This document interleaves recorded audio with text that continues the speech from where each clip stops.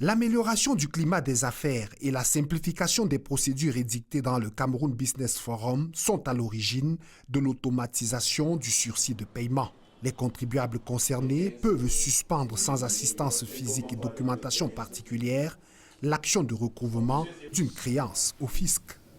Dans l'office de l'administration, l'office d'émission, l'office de liquidation des impôts, il peut naître des griefs entre l'administration et le contribuable.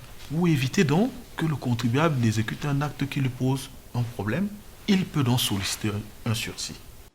Les motivations et les avantages pour l'administration des impôts sont aussi certains.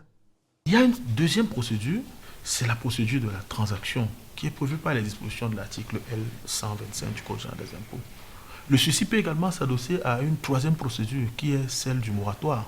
Et la dernière occurrence pour laquelle le sursis peut être mobilisé, c'est quand le contribuable sollicite une remise gracieuse de pénalité. 2848 réclamations ont été enregistrées en 2024 par le fisc. L'application de cette mesure va progressivement couvrir tous les contribuables. Pour le 15 février, l'opération concerne les contribuables qui relèvent de la division des grandes entreprises. Et pour les autres circonscriptions fiscales, l'opération aura lieu à partir du mois d'avril. À l'adresse www.impôt.cm, en quelques clics et en 10 minutes, les usagers sont servis.